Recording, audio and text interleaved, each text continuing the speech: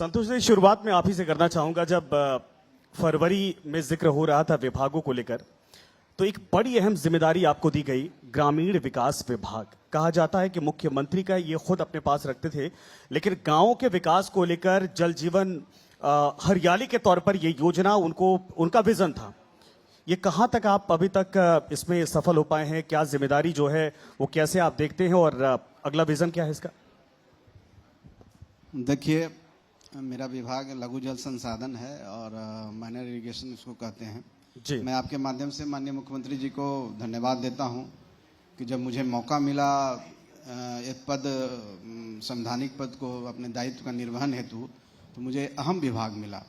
खास करके उन क्षेत्रों के लिए जिस क्षेत्र से हम लोग आते हैं, आप गया का क्षेत्र हो, मगध शाहाबाद हो, भागलपुर तक आप जाएंगे तो जहाँ सुखाड़ का क्षेत्र है, जहाँ पर पानी की समस्या होती है, उन क्षेत्रों के लिए विभाग छोटी छोटी वाटर बॉडीज बनाती है जिसको आहार पैन हम कहते हैं, और जो कृषि के लिए भी उपयोगी होता है, और वाटर रिचार्ज जो कि पानी से फिर हम उसको पीने में भी हम उपयोग करते हैं। तो ये विभाग अपने आप में महत्वपूर्ण है। अगर आप ऐसे देखेंगे आंकड़ा के हिसाब से, बजट प्रावधान के हिसाब से, तो विभाग का बजट उस तरह नहीं है, लेकिन इसकी अपनी महत्वपूर्ण महत्ता है और कृषि से जुड़ा हुआ है और लोगों से, गांवों से जुड़ा हुआ है। तो ये विभाग अपने आप में महत्वपूर्ण रखता है। और जब इस बार पिछले बजट में हमारे विभाग से अच्छी खासी योजना हुई, कम से कम 24-2500 योजनाएं ऐसी है। हमारे के यहाँ 2 कंपोनेंट है, जल जल डैश जीवन डैश हरियाली, और हर खेत तक सिंचाई का पानी। तो ये सब मिल करके हम एक अच्छा एक जल संचय का भंडारण जिसको हम कहते हैं वो बना पाए हैं, ताकि जो सुखाड़ क्षेत्र है उस खेतों में हरियाली आए, लोगों को चेहरे पर खुशहाली आए। तो ये विभाग का मुख्य काम है और उन क्षेत्रों में अच्छा काम हो रहा है। जो और दूसरा क्षेत्र जहाँ की पानी की समस्या नहीं है, जहाँ पर बाढ़ आते हैं, वहाँ पर हम लिफ्ट इरिगेशन के माध्यम से भी उन खेतों में काम करते हैं। तो ये विभाग का रूपरेखा है और हम लोग आगे भी काम करेंगे, और भी इस विभाग का बजट भी बढ़ेगा और लोगों की अपेक्षाएं भी बहुत बड़ी है। और मैंने देखा है गांव में जाकर के, हम लोग कहीं भी जाते हैं तो काम हो रहा है और लोग बहुत खुश होते हैं। वो खुशी जब उनके चेहरों पर देखते हैं तो लगता है कि थोड़ा सा हम उनको अपने काम को जस्टिफाई कर पाए हैं और लोगों के चेहरे पर मुस्कान ला सकें। आप कह रहे हैं कि आपके काम से लोग बड़े खुश हैं। लोकसभा चुनाव 2024 का, 2020 का विधानसभा चुनाव, आपने शाहाबाद का जिक्र किया, मैं मगध को भी जोड़ लेता हूँ। ये दोनों ऐसे इलाके रहे जहाँ एनडीए सबसे कमज़ोर रहा। अगर मैं शाहाबाद की बात करूँ, 22 विधानसभा सीटें और सिर्फ आप, मुझे लगता है 2 सीटें जीत पाए। तो अगर लोग इतने खुश हैं, मैं बाई इलेक्शन की बात नहीं कर रहा हूँ, तो फिर उस इलाके में जहाँ आप एक पायदार नेता हैं, जहाँ से वोट लाना आपका भी जिम्मा है, आप कमज़ोर इतना क्यों हैं कि 2 चुनाव हो गए और वहाँ आपकी ज़मीन कमज़ोर है? देखिए, एक चुनाव को आप लेते हैं, अगर 20 की बात करते हैं तो 20 में हम 22 में 2 सीट जीत पाए, 24 में अभी हम 4 हैं, उपचुनाव में भी हम 2 जीते हैं। निश्चित तौर पर एक चुनौती है, आपकी बात से मैं सहमत हूं, लेकिन लोगों का विश्वास अब आ रहा है और हमने जो काम किया है, सिर्फ हमने काम नहीं किया, मेरा विभाग नहीं काम किया, माननीय मुख्यमंत्री जी और पूरे एनडीए की सरकार, चाहे केंद्र की सरकार हो, बिहार की सरकार हो, सब मिल करके काम कर रहे हैं और लोगों का विश्वास इस सरकार पर, माननीय मुख्यमंत्री जी पर है। और मैं इस चैनल, इस मंच के माध्यम से और आपको मैं पूरे दावे के साथ करता हूं, विश्वास के साथ, कि आप ये रिजल्ट देखेंगे आने वाला 25 में, आपको उल्टा नजर आएगा। आपको मैं इस बात का आश्वस्त करता हूं कि जनता के बीच में वो काम का मैसेज गया है और सभी कामों का मैसेज गया है जो बिहार सरकार कर रही है। हर क्षेत्र में, शिक्षा में, स्वास्थ्य में, किसी क्षेत्र की बात करें तो विश्वास लोगों में आया है और हम पूरी कोशिश कर रहे हैं। निश्चित तौर पर हम जहाँ कमजोर थे तो हमारी तैयारी है और कलेक्टिव तैयारी है, और हमें मौका मिला कि हम गया में 3 सीट हमें लड़ने का मौका मिला था, हम 3 सीट पर जीते हैं। लेकिन एनडीए के तौर पर पिछला प्रदर्शन से आप कहें तो हम कमजोर थे, लेकिन इस बार हम आपको कहते हैं ये रिजल्ट आपको उल्टा मिलेगा और उन लोगों का सफाया हो जाएगा। इस मंच पर दिन में दीपांकर भट्टाचार्य थे और ये कह रहे थे कि महागठबंधन को ये सोचना चाहिए कि अगर सीपीआई-एमएल को उन्होंने सीटें ज़्यादा दी तो हमारी संख्या सीटों की, जीतने वाली सीटों की बढ़ सकती है। और जाहिर है जब वो कहते हैं तो इलाका वही है, शाहबाद से लेकर के मगध तक का। वो मानते हैं कि उत्तर बिहार में हम कमज़ोर हैं, हमारी यहाँ कोई पकड़ वैसी नहीं है। और वाकई उनकी ज़मीनी पकड़ है। वो कहते हैं हम टीम की तरह काम करते हैं, अगर सीटों की संख्या हमारी बढ़ जाती है तो हम महागठबंधन के लिए जीत करके सीटें ला के दे सकते हैं। जाहिर है वो आपको चैलेंज कर रहे हैं और उनकी अपनी ज़मीनी पकड़ है, वो लोग भी काम कर रहे हैं और इस बात से इनकार नहीं कर सकते। देखिए, तो आंतरिक मामला है महागठबंधन का, और दीपांकर भट्टाचार्य जी, हर पार्टी अपने हिसाब से बात करती है, ज़्यादा सीटों की एडवोकेसी करती है, तो उनका डिमांड है और मैं उस पर क्या कह सकता हूं। अब महागठबंधन को सोचना है, राष्ट्रीय जनता दल को सोचना है कि किसको कहां देना है। हमारी तैयारी एनडीए के रूप में हम इतना कहेंगे कि हमारी तैयारी अच्छी है, और कोई भी आए, या नीतियों की लड़ाई होगी, मुद्दों की लड़ाई होगी, विकास पर बातें होगी। जब विकास की बात होगी और विजन की बात होगी और नीति की बात होगी तो निश्चित तौर पर हम अपर हैंड में हैं और एनडीए का अच्छा प्रदर्शन रहेगा। आपके पिताजी आज हमारे सबसे पहले मेहमान थे, बड़ी तारीफ कर रहे थे आपकी कि हमारा बेटा पढ़ा लिखा है और जो जिम्मेदारियां दी जाती है बहुत अच्छे तरीके से निभाता है। सवाल भी पूछा गया परिवारवाद को लेकर, उस पर उन्होंने कहा कि भाई जब काबिल है तो अच्छा काम करता है तो जिम्मेदारी मिलनी चाहिए। जब सब कुछ इतना बेहतर होता है और कई जिलों को लेकर उन्होंने कहा कार्यकर्ता चाहते हैं कि वहां चुनाव लड़ा जाए, तो क्या ये जो अभी खबरें आ रही हैं कि 5 सीटों पर, 7 सीटों पर, इतने सीटों पर आप लोगों को सेटिस्फाइड कर दिया जाएगा, क्या विजन बड़ा है या फिर मजबूरन यहां तक सिमटना पड़ता है? अब देखिए, जो बातें मीडिया के माध्यम से तैर रही है उसके बाद पर मैं टिप्पणी नहीं कर सकता हूं, क्योंकि हम एक जवाबदेह पोस्ट पर हैं, एक राष्ट्रीय अध्यक्ष हैं एक घटक दल के, एक पार्टी के, और मुझे जहां तक जानकारी है कि इस तरह की कोई बात हम लोग के बीच में भी नहीं हुई है। सीट शेयरिंग की जब बात कर रहे हैं तो जब तक कोई ऐसी बात नहीं हुई है तो इस पर टिप्पणी करना हम अच्छा, कितने पर तैयारी, ये तो आइडिया दे दीजिए। देखिए, अब पार्टी, किसी पार्टी से आप पूछेंगे तो वही बोलेंगे कि हम 243 सीट पर तैयारी कर रहे हैं।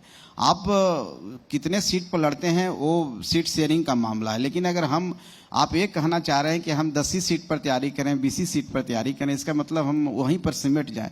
हम 243 सीट पर मजबूती से तैयारी कर रहे हैं और हमारे कार्यकर्ता हर जगह लगे हुए हैं और हमारी कोशिश है कि हम अपने पार्टी का विस्तार कर सकें संगठन के रूप में। अब जितनी मजबूत अपनी पार्टी को कर सकें, हम मजबूत होंगे तो हमारा प्रचार भी होगा। हम मजबूत होंगे तो जिन मुद्दों और मूल्यों को लेकर हम पार्टी का गठन किए हैं, गरीबों के एडवोकेसी करने के लिए, उनको आवाज़ देने के लिए, वो ज़्यादा तेज होगा, उस ज़्यादा प्रभावी ढंग से होगा।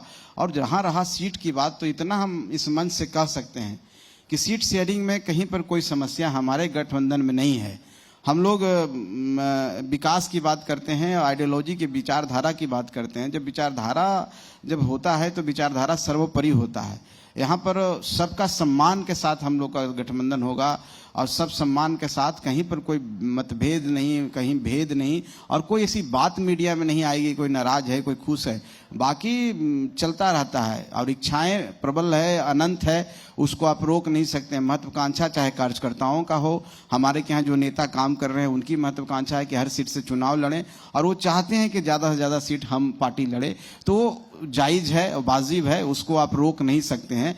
लेकिन आधिकारिक तौर पर हम कहते हैं कि आज के डेट में हम लोग का ऐसा कोई बातें नहीं हुई है सीटों पर, इसलिए अभी इस पर बोलना बहुत पहले होगा, जल्दीबाजी होगा। चिराग पासवान ने तय कर लिया है कि वो चुनाव लड़ेंगे और वो लगातार कैंपेन कर रहे हैं और उनके कार्यक्रम उन इलाकों में भी हो रहे हैं जो आपके हैं। वहाँ से तस्वीरें सोशल मीडिया पर उनके ज़रिए डाली जाती हैं। आपके पिताजी थे तो जर्नलिस्ट जो है बिटवीन द लाइंस पढ़ता है, तो उन्होंने कहा कि हमारे जो कार्यक्रम होते हैं उनमें जो भीड़ आती है उसकी भी तो तस्वीरें देखिए। हमने उनसे कुछ सवाल नहीं किया था, उन्होंने कहा कि उनकी तस्वीरें भी तो देखिए, वहाँ भी तो भीड़ है। इसका मतलब ये है कि चिराग पासवान जो इमेज दे रहे हैं उसको काउंटर करने के लिए आप भी हैं। चिराग पासवान से कहीं कोई परेशानी?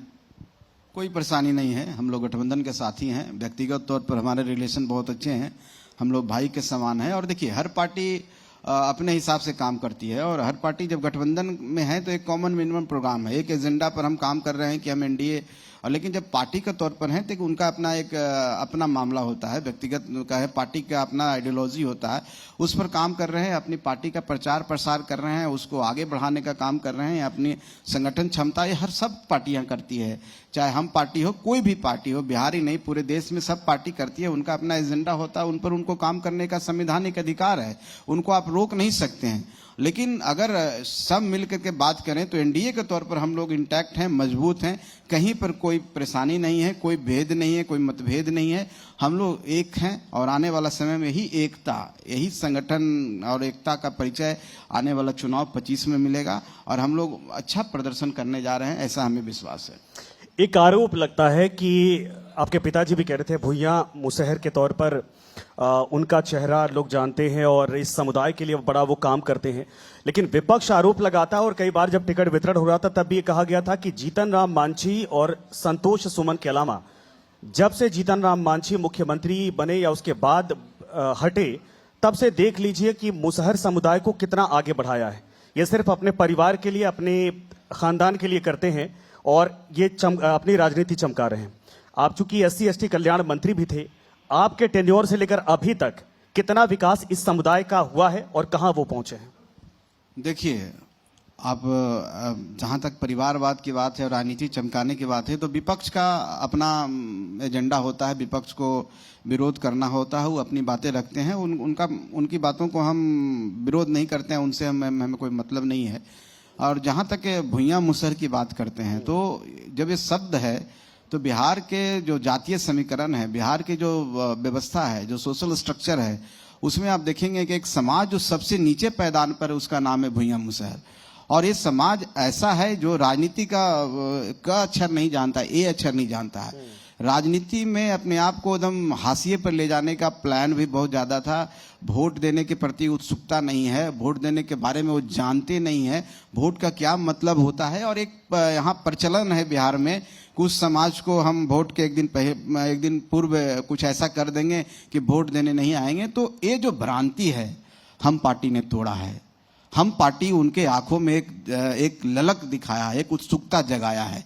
हम पार्टी उनको इंसान बनाना सिखाया है। हम पार्टी ने उनके मन में, उनके दिल में ये बैठा दिया है कि आप भी इस देश के नागरिक हो, इस राज्य के नागरिक हो, और जितना अधिकार औरों का है एक वोट देने का, वो अधिकार आपको भी है। और जिस दिन किसी व्यक्ति के अंदर, किसी समाज के अंदर आप ये पैदा कर देते हैं कि आप भी कुछ कर सकते हैं, दशरथ मांझी जी उदाहरण है हमारे, वो समाज अपने आप जागृत हो जाएगा। आप आंकड़े की बात करेंगे तो हम बोल सकते हैं कि इतना जो लिटरेसी रेट बढ़ा है, इतना एम्प्लॉयमेंट रेट बढ़ा है, सब चीज हुआ, लेकिन उस समाज की बात आज भी करते हैं। हम भी उस समाज से आते हैं। दुख होता है कि आज भी हमारे यहाँ यूपीएससी के स्टूडेंट नहीं है। अगर इंजीनियरिंग की बात करें तो 15-20 हैं, डॉक्टर की बात करें तो 10 हैं, किसी भी चीजों में करें, बीपीएससी में कहें तो ये है। लेकिन आप समझ लीजिए कि वो समाज जो इतना डाउन ट्रोडन है, इतना नीचे है, जो उसको वो लोगों से मिलने में, लोगों से बात करने में झिझक महसूस होती है। थाना जाना हो तो पूरे टेम्पू भर के 10 टेम्पू जाता है, उसको अकेले जाने में डर होता है, उसके ऊपर अत्याचार किया जाता है। और समाज में ये विवेचना की जाती है कि मांझी समाज, भुइयां मुसहर समाज बहुत सीधा साधा होता है और साधु होता है, किसी का बुराई नहीं करता है। और इस मनोदशा में वो जी रहे थे कि कितना भी उनके ऊपर अत्याचार हो, हंस के सह लेते थे। हमने उनके अंदर एक आग पैदा की है और हम समझते हैं ये आग है अभी थोड़ा सा चिंगारी के रूप में है। जब पूरा आग का बवंडर आएगा तो उसके सामने कोई नहीं टिकेगा। जनसंख्या इतनी ज्यादा है उस समाज की, और जिस दिन वो भूख पैदा हो जाएगा, राजनीतिक भागीदारी भी ले लेंगे और अपना विकास भी कर लेंगे। तो हम थोड़ा सा संतुष्ट हैं कि हमने जो शुरुआत किया है वो कहीं ना कहीं सफल होता दिख रहा है। और जहां तक बात है तो हम लोग को जो भी कोशिश हम लोग को जितना मिलता है उसमें हम लोग उसको समायोजन करने की बात करते हैं। आप देखेंगे कि हमारे यहाँ प्रफुल्ल मांझी हैं, सिकंदरा से माननीय विधायक हैं, वो भी समाज के, हमारे कोई परिवार नहीं है।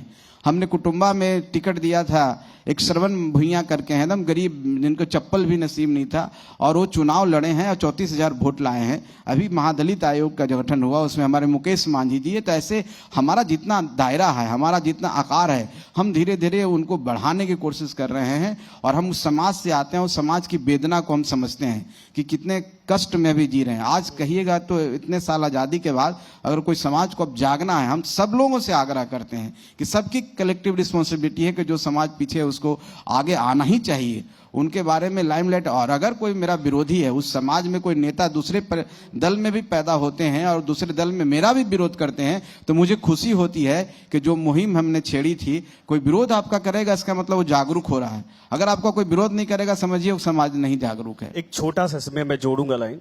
आप कह रहे हैं मांझी समाज को और भुइयां मुसहर समाज को ऊपर उठाकर। राहुल गांधी अभी दशरथ मांझी के घर गए, उनके जाने के बाद जो घर की तस्वीर थी वो वाकई में बड़ी दयनीय स्थिति थी। तो ऐसा क्यों है कि जो जो नोन हो चुके हैं उनकी भी स्थितियां ऐसी हैं? आपके पिताजी, आप खुद मंत्री रहे, तो ये परिवारों जो जिन्होंने काम किया समाज के लिए, उनके लिए भी कुछ नहीं किया गया?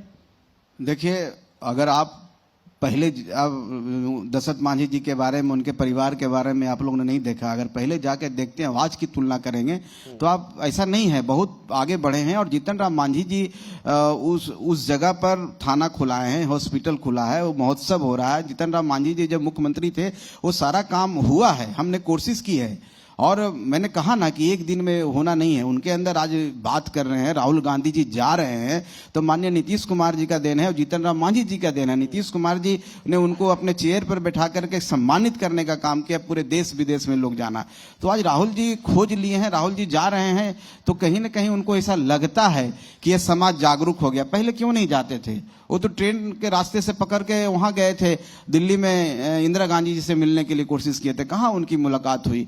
पहले लालू जी के पास भी गए, लालू जी के घर के सामने वो छेनिया तौड़ी से ठोकना शुरू कर दिया, उनसे नहीं मिले। तो ये वो दशरथ मांझी जी को कहाँ कोई रिकॉग्नाइज किया? रिकॉग्नाइज कौन करता है? माननीय नीतीश कुमार जी करते हैं, जीतन राम मांझी जी उनके घर जाते हैं, हम उनके घर जाते हैं, उनके घर में जाके खाना खाते हैं। राहुल जी तो एक सिंबॉलिक तौर पर जा रहे हैं प्रेम दिखाने के लिए, झूठा प्रेम कि हमको इस दलित समाज से प्रेम है। आज चुनाव आया है तो आप प्रेम दिखाइएगा, चुनाव के बाद आप चले जाइएगा, जाना तो हमें ही है उनके पास। तो ऐसी बात नहीं है। वो समाज, मैंने कहा ना, कोई समाज जब सोया हुआ समाज है उसको जगाने में समय लगता है, उसको आगे बढ़ने में। आप अपेक्षा कर सकते हैं जो समाज जागरूक है वो आप उसको मदद करेंगे तो तुरंत वो आगे बढ़ जाएगा। लेकिन जो समाज एकदम मानसिक तौर पर अपने आप को कमजोर समझ लिया, उसको सबसे पहले तो उसको जागरूक करना, उसके अंदर आग पैदा करना, वो हम पार्टी कर रही है। ये संतोष जी आपकी बात पूरी तरीके से सही है। आप जो कह रहे हैं वैसा ही होना चाहिए, कहने में कोई दिक्कत नहीं है और आपसे सहमति बहुत सारे लोगों की हो सकती है। सवाल आपसे इसलिए होता है कि आपके पिताजी, मेरा अपना अनुमान है कि 80 के दशक में वो कांग्रेस के विधायक हो गए। 96 में आरजेडी में आए, जब पार्टी बनी तो मंत्री रहे, 2005 तक मंत्री रहे। 2005 के बाद वो जेडीयू में आ गए, मंत्री रहे, बाहर निकले, नई पार्टी बनाई, मंत्री रहे। ये जो पूरे 45 वर्ष रहे, इस 45 वर्षों में उनकी जो अपनी उपलब्धि है कि उनके अपने बेटे एमएलसी हैं, मंत्री हैं, उनकी अपनी बहू विधायक हैं, उनकी अपनी समधन विधायक हैं, वो खुद केंद्रीय मंत्री हैं। अगर ये डेकोरेटिव चीजें छोड़ दें कि मैंने उनको टिकट दिया, उनको टिकट दिया, दशरथ मांझी के दरवाजे पर उस तरह के सवाल आज भी जिंदा हैं, तभी राहुल गांधी जा रहे हैं। तो यह जो 45 वर्षों की उपलब्धि है क्या है? अगर आज भी कहते हैं कि मुसहर समाज दबा है, कुचला है, वोट देने नहीं आता, अपड़ है, जाहिल, क्यों है? अगर हम उसी समाज की नुमाइंदगी करते हैं तो हमने 45 वर्षों की राजनीति में क्या किया?